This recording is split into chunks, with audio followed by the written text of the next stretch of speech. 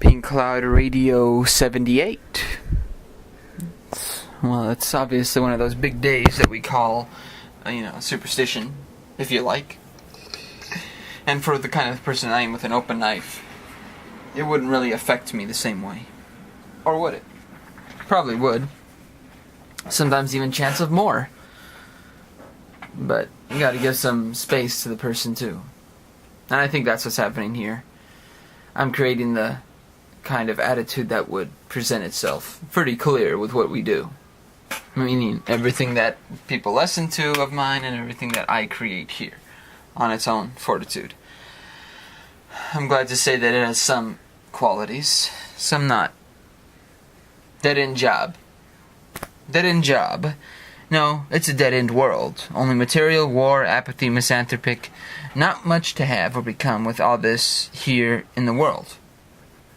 Pretty much it could be to blame that it's the only choices you have, or that since we've made those choices, you can't have any other choices. If you actually care about humans, if you're empathetic or humanitarian, it may be looked good upon, but what if it really isn't? What if, in fact, most of that money goes to people who are the companies, the corporations, the banks? Well, that's because it does.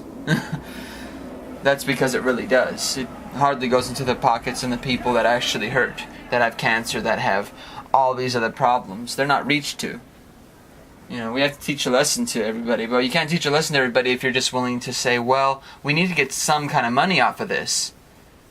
Well, shouldn't the person who's being hurt the most get that offering? Well, of course not. The subject matter is, in the case of 2464, my whole lifetime, as I call it, case 2464, in my lifetime, there's been wars going on and people have been killed that were innocent. A lot. But of course, we think that we can be okay with that because it's been justified by what another person of that race did. Even if they're not the same race. If we've labeled it as such that it was these extremists or these people, well, we can accept the deaths of the innocent people there too. Which we have. That's the dead-end job, dead-end world that this is. Whether it's the fact that we're here for an obligated reason, I don't see it.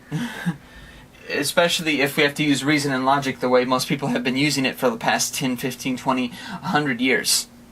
Whatever you want to call it. Since the beginning of this social society that has happened in this era of America and everything else.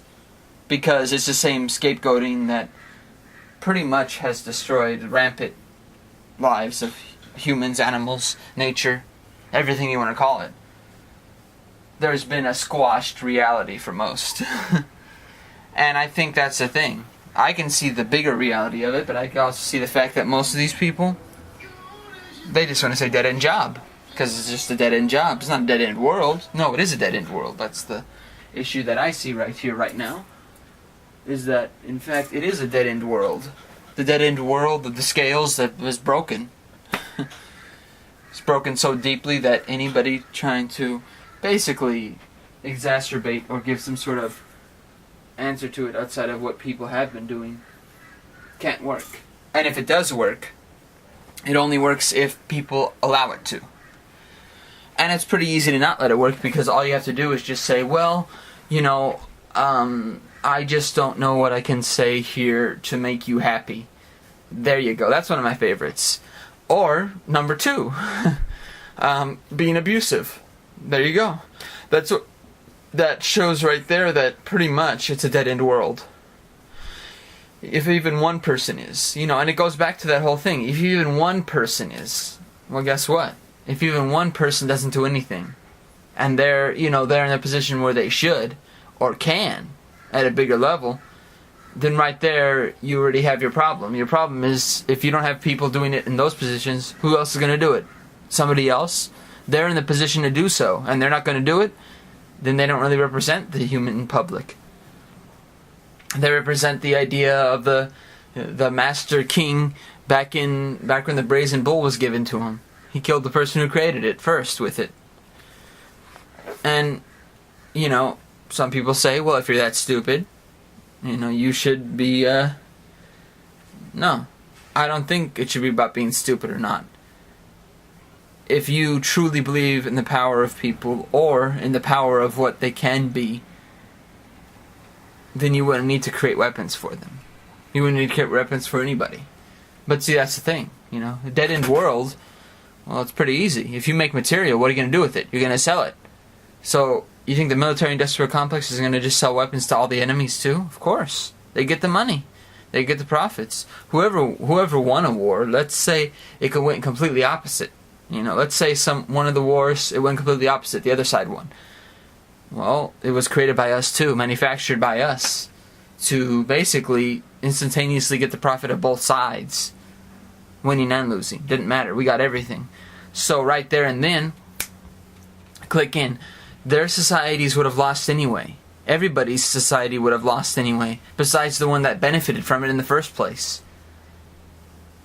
Nobody really benefited from it when you look at Japan, for example. They didn't benefit from it, but they had nothing else to do. They had their choice in, how it ended, especially.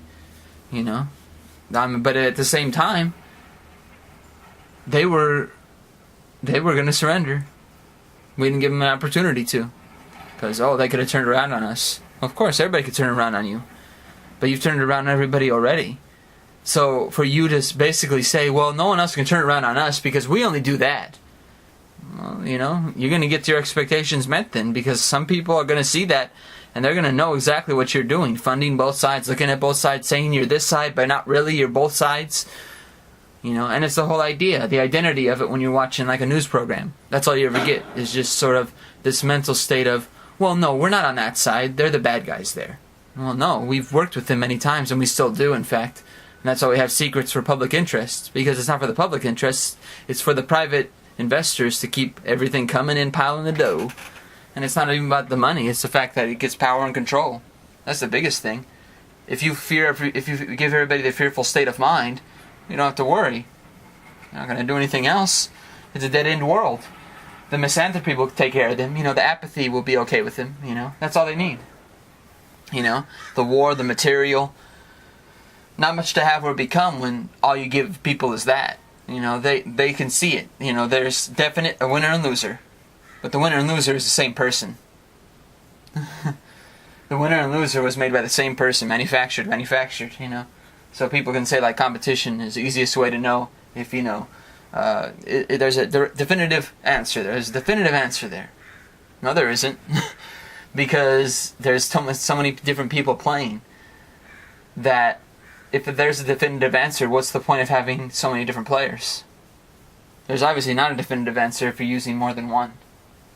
If you want a definitive answer for things, then the person who wants to start a war or wants to go after somebody should do it themselves. That's a definitive answer. It's not sending other people to do it or going through a certain means to do so. You declare it yourself, you do it yourself. That's definitive. Definitive is not saying, well, let me get all these troops to do it for me. Well, no. You obviously wanted to instate this state of warfare, which means that you have to do it yourself. You declared it. Most people can decide for themselves, and this shows the majority and groupthink mentality. Everyone's terrified by the implications if this was a dead-end world, like I say it is. Well, it is. If there was no material war, apathy, or misanthropy, yes, you would have your evidence to prove that it's not a dead-end world, but there is. There's probably more evidence now than ever of it, if you pay attention to it. Now, if you think philosophy, psychology is useless stuff, that there's no value in it, obviously everything comes from some sort of philosophy. Even the most definitive stuff you could find, the stuff that has no side swagging, that always comes with an answer, came from philosophy, because it had to come from some other form of mind thought. Philosophy is mind thought, and the mind thought always comes from some processes of the brain, and it always comes out. So everything came out from that. So yes, at some point philosophy made material and war, apathy, and misanthropy possible at all. Not in my mind, personally. Meaning that I would never manufacture that in my mind. It doesn't mean that I haven't took part in some sort of closeness to something that did occur as such. That there wasn't something that really, turned me, not really against certain things, but just made me kind of take initiative to get away. Or try to, knock the block off of something that wasn't supposed to matter in the first place. It doesn't mean that I did it, territorially or with like a vengeance or with violence or with revenge or bullying. I just did it because there was no one else doing it. And sometimes you have to be that bad guy, And a lot of people consider that a bad guy. Hey, you're trying to teach me a lesson? What a bad guy you are. What an asshole. Marcello, you're an asshole. And that's the idea. You call that person the asshole because you don't want to learn anything. Well, okay, very sorry. But that goes back to the identity of how it can be a dead-end world. Especially so. If you're going to take the right as wrong and the wrong as right, then how can you not have a dead-end world? It's a dead-end world if you can't take something that's good to do and say it's bad. If you take somebody who's doing good and say it's bad. And I think that's what really is the standoff point, where people just say, well, everybody else says they're bad. Everyone else bullies them, labels them, calls them names, calls them crazy or something like that. So it's okay if I do the same thing too. Because at least everybody else will be okay with that. I won't have to worry about, defending myself alone. There's someone there. There's someone there anyway. If you're not, you obviously don't even have yourself to back yourself up, because you wouldn't need anybody else if you had that. You wouldn't need to wait for everybody else to give that group think, to give that sort of structure to make you think that way. If you had yourself to think, if you had yourself to be there for you. You obviously don't even have yourself there. If and that's the whole thing of like standing in the same kind of way somebody else is living. And I think a lot of people don't do that. And they just say, no, that's not how I think. But that's how they think of it. They think of it, the first thing a person thinks of when they think about what you think is how they think of it. And they say, no, I don't think that way. Yeah, but I don't think like you. First off, I don't care about material, war, apathy, or misanthropy. So, obviously, I don't have the same psychological mind state you do. So for you to automatically take it from that point of how you act with the world doesn't mean I act the same way. When have I acted that way with the world? Tell me. No answer. Quiet. Dust settles and nothing comes of it. Which means that they don't want to deal with the fact that they're using their own judgments on what my judgments are. But I wouldn't have the same judgments as them. I wouldn't even have those judgments at all. And that's the dead-end job, supposedly people say. Well, the dead-end job is the whole world, pretty much. There's no classifiable job that would actually not feel like a dead end. Pretty much because we're based on a system that pretty much economically does fail. Not can. Consistently does. Basically, a dead end is something that doesn't have something that is keeping us capitalized in who we are. Well, if you have to have a dead end doesn't lead you to anything else. Just a U-turn back to where you were. Well, that's pretty much been what's happening in this civilization and other ones before us. Well, I don't consider it a civilization because there's nothing civil about it. That's a dead-end world right there, when you can't find anything civil in what people call a civilization. But I think it's easy for them to call it that. They're used to calling it that because it's hard to call it anything else. It's hard to look at it as something bigger or smaller, And one of the greatest ones that I heard, quotes, was from an Egyptian that was, pretty much protesting in Egypt when he said, "We have the will of the people. They only have the tanks. They will fail." Well, one of my favorites right there. The tanks will fail. I have to give credit to that, because truly it's not that humans have created tanks, humans have created this weaponry. It's the fact that the willpower of the people speaking against something and being against something that they don't want in their lives, destroying or cultivating who they are, that they want to do that themselves, shows how much all this material, all this war, all this misanthropy, apathy, can be put to the side and lose.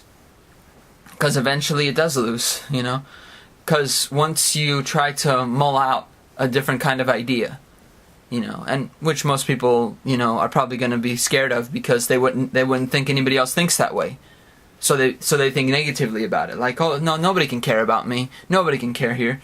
And when somebody actually does, it reinforces your negativity to say no. There you go. And that makes the pink cloud thought process is that, well, first off, you don't have to think of it positively. That's fine. You don't have to have expectations or, have this sort of admiration of it. Because that could be an issue too. But you shouldn't at the same time be negative about it and say, oh, well, no one's going to help me. Oh no, this person's lying to me. And I think it's easy to do that. Very easy. But you can't prove anything to anybody like that. You can't. There's only so much you can prove. At a certain point, it's that they don't want to hear that proof. They don't want to deal with that proof, because that would mean that what they did before, earlier in life, they probably used this before, this method, to get across to other people. And this will show if they actually try to not defend how they act, it would show that they pretty much were the bad ones in every other case, because they used it against somebody else that was trying to do the exact same thing to a certain extent. I'm not saying all of them. All the people you've met, or all the people have met. At times it's abusive, at other times it's not. But if you try to simplify or try to justify the way you think about things, you're using it based on the method of what you already have done. And I think sometimes people stay in that cycle of doing what they have done. It's easy to do. I've done it too. But I think it was easy to a certain extent, and at another time, that's not that easy anymore. It's like I said about we have the will of the people. They only have the tanks. To be truly fair, that's all you need. If your willpower speaks up louder, all that stuff that, is tanks, is military, is nothing. It's nothing. It truly is. I mean, to a certain extent, we could base things off of the superficial, which many people would. So many people would say, oh yeah, right, they won't survive. Well, yeah, but that's the whole point. Even if they don't survive, the fact that you say they don't survive shows they will. Because right there and then, you're looking at it from that point of saying that what matters is the material, the substance, what you see. What you see is what you get. Well, let's see. Were they supposed to get that? There's a ton of spirits left over in the world, as a person in the paranormal, that I've seen that have been killed off before their purpose in life was supposed to be done. And you know why? Because other people didn't want them to do that purpose. Other people wanted to destroy that purpose and do their own. What do you think happens then? Well, the world shifts, and to be truly honest, what happens now is that if you wipe out the existence of another kind of idea, another kind of force, your existence goes out too. Because you've pretty much taken your purpose and manipulated it and said, this is my purpose, to destroy everybody else's. Well, you're not going to survive either then. No one took it out on you at some point. And if you're doing this based on an initiative of what you want to control in the world, of what you want to take power over, then what you're doing has no basis. I even understand it from the Matrix trilogy experience. Seeing how Agent Smith came back and took it out on Neo to get him, because Neo killed him at the first one. Well, actually, he wasn't supposed to. If you actually look at the storyline, it doesn't make much sense that he killed him at that point. He didn't need to. That was a choice that he personally took. He obligated himself to do so. No one else told him to. That he could face an agent at all was a surprise. But I think that's what I mean by, the will of the people. That was on the news report, actually. I think it was one of the best quotes I've ever heard on TV in a long time, because I personally never hear people say that kind of stuff. The will of the people is stronger than any tanks, and the tanks will fail. That's good, I'd be happy to see that, especially with Egypt, because I know what's happening over there. I know that the bullshit that's going on with how their country was started, pretty much, in the last few years, with what happened with the last guy in charge. Pretty much he was set up by, guess who? Our government. Put into position over there. But, to be fair, and this isn't about America at all, because America is not the corporations or banks or the government. America, if you actually look at it from a definition that is definitive of who we are as humans, is us only. It's not the government. The government is not America. Government is still government, no matter where you go. So if you try, and I think a lot of people do that now, they try to defend the freedom of a government. But government isn't about freedom. It never was. In fact, government was about rules, regulations, and laws. Jail cells. That doesn't sound like that freedom that would be instituted that would make sense. And I think that's the dispelling thing about people. They they will definitely defend even a government and say, that's America right there. No, it's not. It's not, you know. And if it is, well, then we know how it really started then. Our country did not start with, you know, that kind of thing. It started with the people wanting to get away from the taxes and the basic tyranny of what was happening in England. And we did the exact same thing here. So if it's the government that deserves to be called America too, then they wouldn't want taxes for the people either. They want freedom from that. But they don't. So to call them America too would actually show that they want the same thing as what our founders that came over wanted to. But it isn't. You know, you start with blood, you end with blood. And that's how we started. We started with a ton of blood. Slaughtering of natives, slaughtering of Mexicans, slaughtering of every single people that was here. I'm sure there were different races too that were besides the two that we always hear about. And I think that's the thing that we insinuate that shows that, well, you know, there was some bad times. Yeah, but if our bad times is how we were founded, is how we started this whole thing, even before we were founded in general, with the Constitution, Bill of Rights, whatever, before we started even a government, the fact that we started before that with such violence, with such vigorous, you know, what a downtone to what we were trying to escape. To come over here and just pillage everything we saw. That doesn't actually prove we were trying to get away from tyranny. It sounds like we were trying to set up our own. And I think, truly, to be fair, I think what happened was they sent people over here to just do more damage. That's all. They weren't trying to escape tyranny. They were just trying to spread it around. That's all it was. It's a nice fake story to believe that we were sent over here because Columbus was actually a jailed criminal.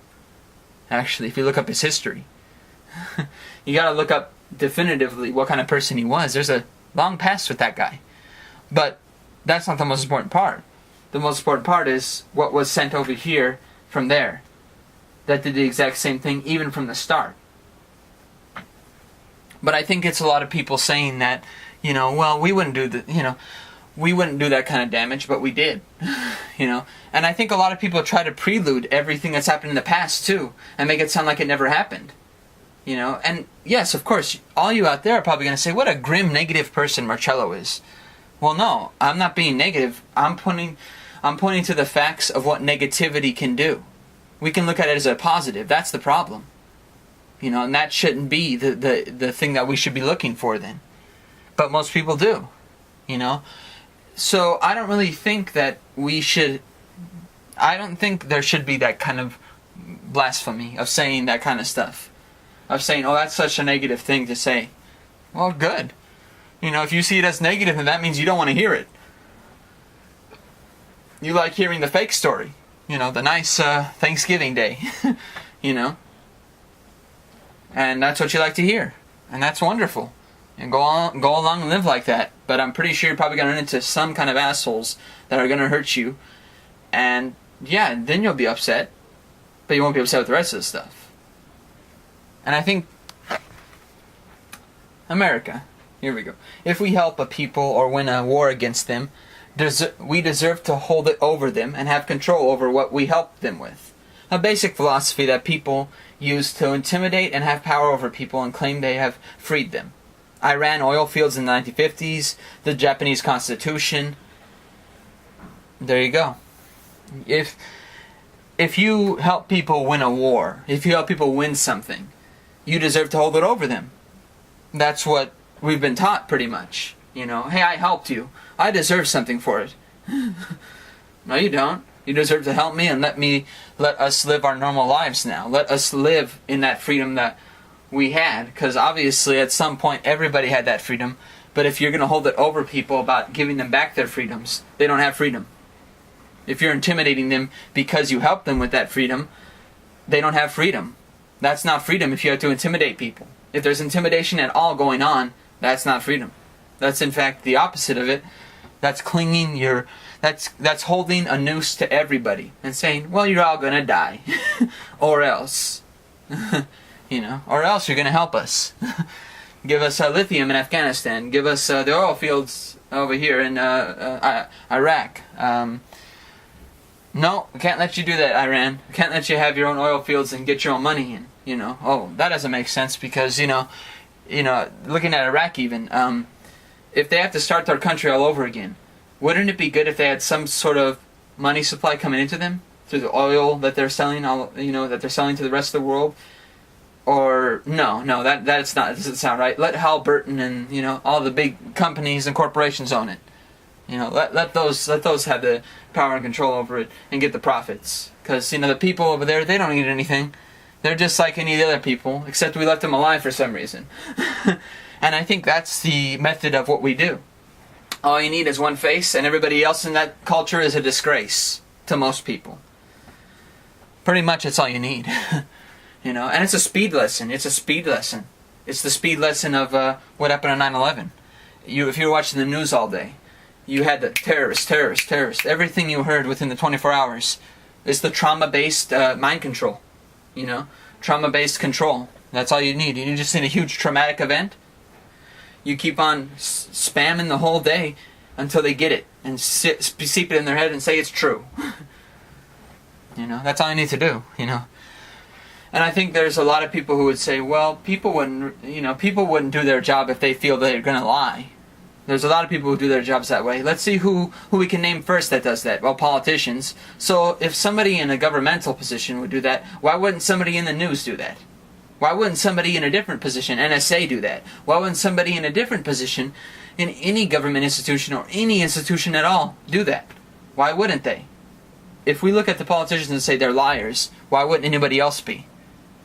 Just saying, especially at their jobs, How much are you willing to risk? Well, guess what? A lot of people are willing to risk everybody else's life, not their own. But at the same time, that's how you risk your own life. Not because, you're going to be found out, but because if you're going to use things to say, to protect your own allegiance, or protect your own credibility as an individual, or to just keep yourself alive, or just get revenge and everything else, then you're kind of, you're not going to survive much because somebody else is going to use that against you. Whether it's somebody who's going to get retribution for what you did, or at the same time, something that most people would think is if you disagree with the system, they'll keep you alive. Well, that's not necessarily true. If you're useless, and humans have been considered useless for a while now, worthless especially, why would you think they would keep you alive? Just my wondering, my wondering. The fact is, we are alive right now, that's true. But that's because we actually have a big voice right now. It doesn't mean that we're right. It doesn't mean that a lot of people are, have an open mind. Nope. They have the closed third eye, they have no open mind. Judgment, disapproval, approval, there you go, that's all you need. The two-sided look at the world, that's all you need. You don't need any other look at the world because there's nothing else more important than... But you're afraid. That's all. Afraid and fear of the shadows of the unknown.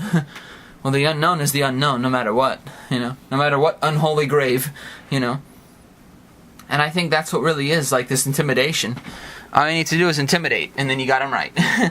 And that to me, what's really America was stood for. Because we have military bases everywhere. We wouldn't need them if truly we've set these people free. They never asked us to put a military base there. That was something we decided to do. Just like the Japanese Constitution. Why wouldn't we let the Japanese make their own Constitution? After we bombed them twice. Why wouldn't we let them do that? I wonder why. Well, because that was the whole point of all these wars and efforts. Get total control of everything. We could say all we want that Hitler was working on his own, the Nazis and everything. Sorry, something that big does not clumber up out of nothing. They're... Most likely, and I say this with a very crux view of everything, but it is true, most likely we either helped fund them, and there could have been other creators too. Doesn't need to be necessarily us. Could have been a ton of different people getting involved. Maybe there was something beforehand that made this start up at all. Maybe there was something overheard, something known that was going to happen that had to be stopped, and maybe that was the only way. You never know. There could have been a ton of different reasons why any of that stuff started. But funding both sides always happened. That's the most important part. But I think it's the whole idea of, well, if they're shooting guns, then we could shoot back. So let's just help fund them so at least we don't look so bad. Well, we don't need that now. We just don't show that kind of stuff anymore. Vietnam War showed that enough for a lot of people to start protesting and not like it. But not dealing with reality is the whole point. I can deal with reality far more effectively because I know the arm of the law isn't an arm of the law. There's no law in that arm. Most likely it's just a big... It's the old carry a long stick, carry a short carry the stick, but like pretend it's short or something, No, you can't hit me with that stick, okay? That's the end of it. And I think that's the whole idea of how we live. We live in this kind of clamoring state of, well, I don't want to be hurt, but the best way to not be hurt is actually not trusting liars. Not letting liars manipulate or cultivate your life at all. But since most people are okay with the liars in the top positions, there's this sort of allegiance with it. This sort of, as I call it, the abusive relationship love. It's pretty clamoring for everybody. They could run right to it.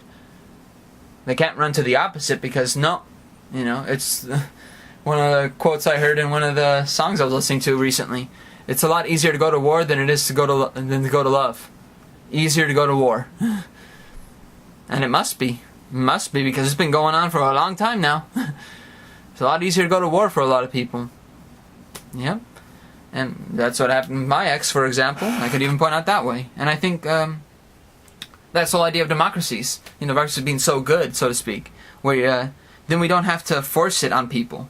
They will find it on their own so well, If democracies are so good, you never have to force it on people. They'll find it themselves. And they'll they'll have it so well. But that doesn't seem to happen. Somehow, some way, other places don't find it the same way and they have to be forced into it. That doesn't just happen. I think that's the whole idea of what we say is, well, that's a bad person right there. Yet, there was a ton of evidence showing that we worked with those people before it got to that level of what happened there. Well, we tried to talk to them. Well, no, you didn't.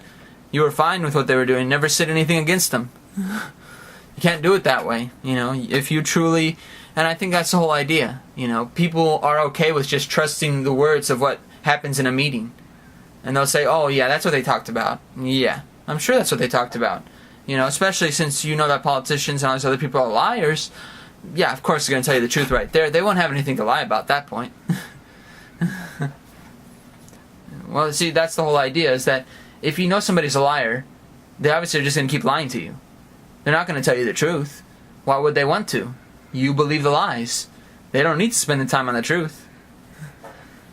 But again, it may be a mixed bag. Maybe it's just they make the truth and the lies go together. But it's certain things that will show. It's certain things that will show, that's for sure. And I think that's the whole idea of what has happened within democracies, where a ton have failed. That's all I need to say about that. A ton have failed. Democracies have probably been one of the most failed systems, actually.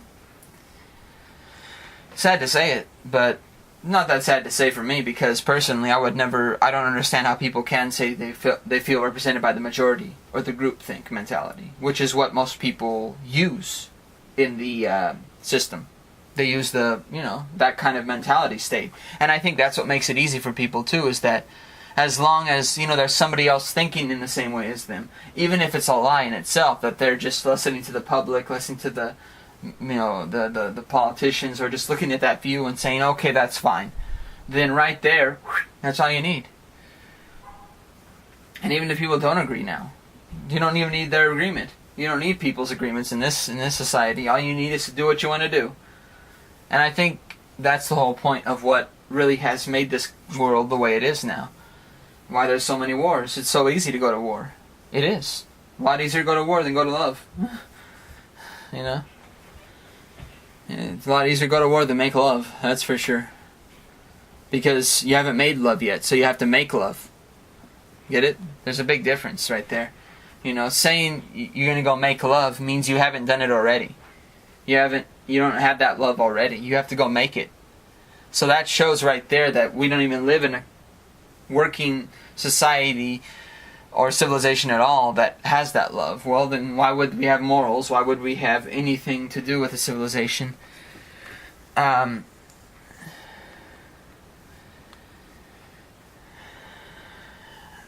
I think that's what comes of it when we try to belittle ourselves or try to use what we are in concluding ourselves and being what we are. And I think that's what really is what comes of using societies and civilization, using that title on it. It makes it a lot easier for people to be okay with those lies, because it must be a civilization quality. It must be a societal quality. Well, no, it's not. That actually shows that we're not a civilization or a society at all. We're just alleviating to the fact that we are, but we're actually doing a completely different, manipulated, controlled, terrified of implications society. And that's all we need, you know. Here's a quote. I'll use this as an ending marker for a while. Here's a quote I found to share about relationships. Maybe you can use it for Pink Cloud material. Meeting you was fate. Becoming your friend is a choice. Falling in love with you was out of my control. Well, there may be some truth to that, actually. But I think that makes sense. You know, it's that I'm not a fan of fate. So I don't completely agree with that. That part, I think, is there's an agreement to the fact that we meet each other for reasons, but I don't think using fate is really an example of a type of reason.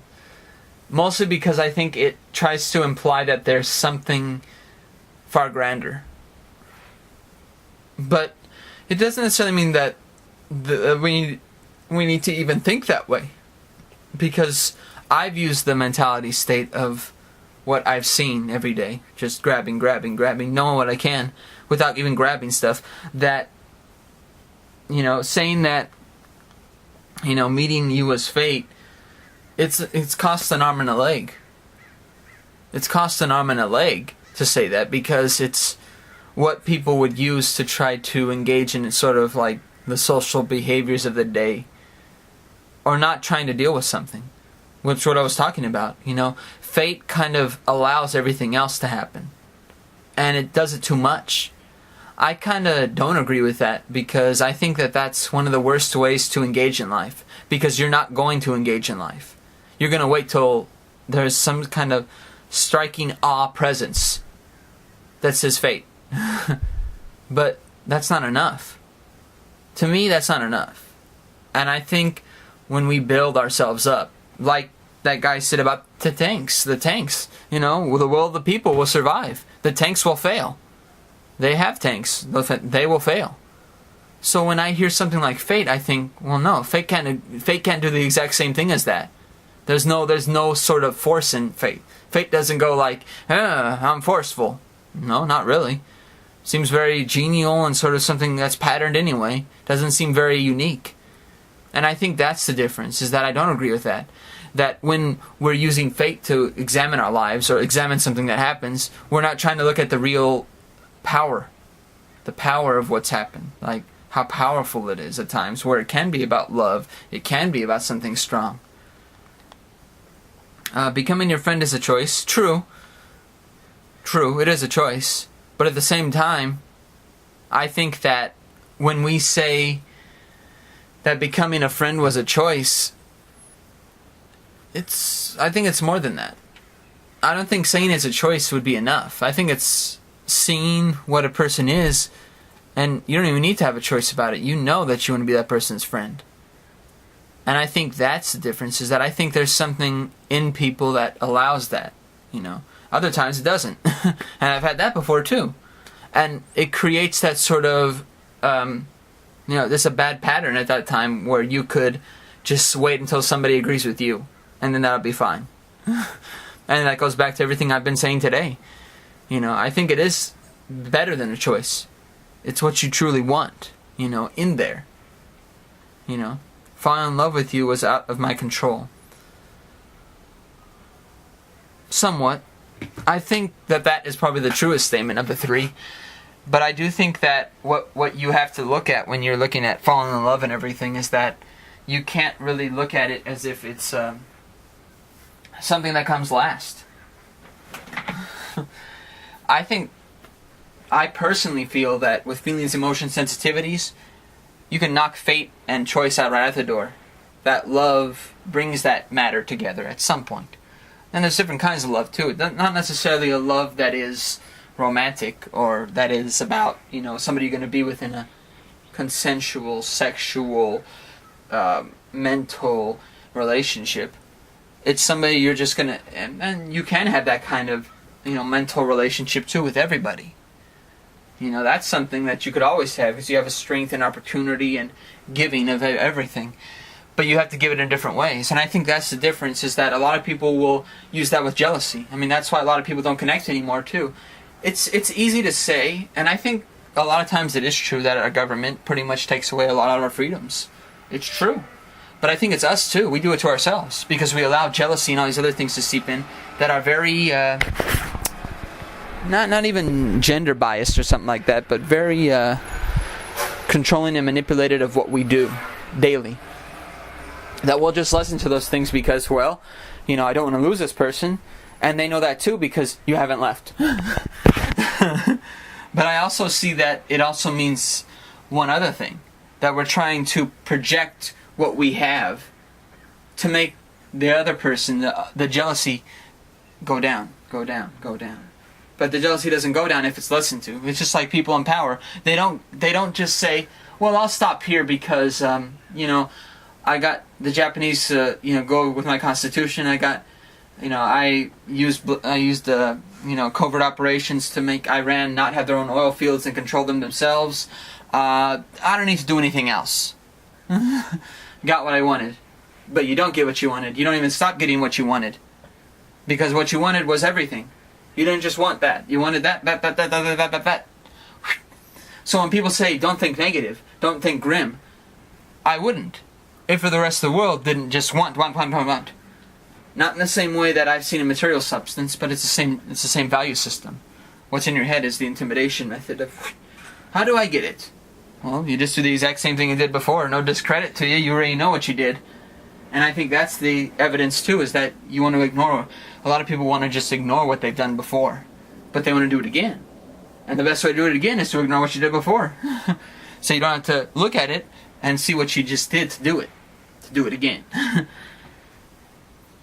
And I think that's the real harsh judgment that comes out of this, is that when you come to what conclusion you will, which all of you will, that this is a dead-end world to me. Not grimly, not negatively, but that there's hardly enough bunched up, or there's hardly enough seen here, done here, or sort of created here that could do more for us. Unless we do it without those kind of means of apathy, material, war, misanthropy. You could have those if you want, but they're not going to get you anywhere. And we've seen that already. We've seen the result of them doing it over and over again. It works for you because the rest of the world is blended in doing it. But that's because we're suspended in what we see every single day on the manufactured news and corporations and banks doing what they want. And I think that's the invalidness of humans, is that now they believe that if everybody else, or every system, the governments and everything such, is doing what they want, that means I have to as well. And it makes everybody a cheater. It makes everybody want to just cheat people. It makes everybody want to be the bully, take out revenge on everybody else. Well, it's not their fault that you were taken advantage of. You were taken advantage of because you were taken advantage of before that by believing everything around you when you knew it was a lie. It's not anybody else's fault that you don't want to take responsibility for just believing somebody even if they were a liar and you knew it. We have the world of people. They only have the tanks. They will fail. I see that, I see that, and I see what America has done to just intimidate all the other places, when they ran oil fields in the 1950s, the Japanese Constitution, and the democracies being so good. Well, we don't have to force it on people. They're so good. Let's see if other people use it, by their own, But see, that's the whole thing, is that we still think people are individuals when we invade their countries. And then after that, well, they're creating the democracy, so democracies must be good. Well, no, actually, we've just basically forced it down their throats. It's not like we have a choice. It's not like those people have a choice. We don't even know what they're doing in those countries now to make it be forced on them. They could be doing a lot more shit than we would ever see. And I think that's what it really means by meeting you as fate or anything like that, or becoming your friend as a choice, falling in love with you is out of my control. Well, there shouldn't be control if there's love. Don't need control. Choice? No? That's something that would you need a definitive quality to know why choice is there. If you see the quality in somebody, you don't even need to have a choice. You know what kind of person you'd want there. You know what kind of person you would. And then the fate is the end.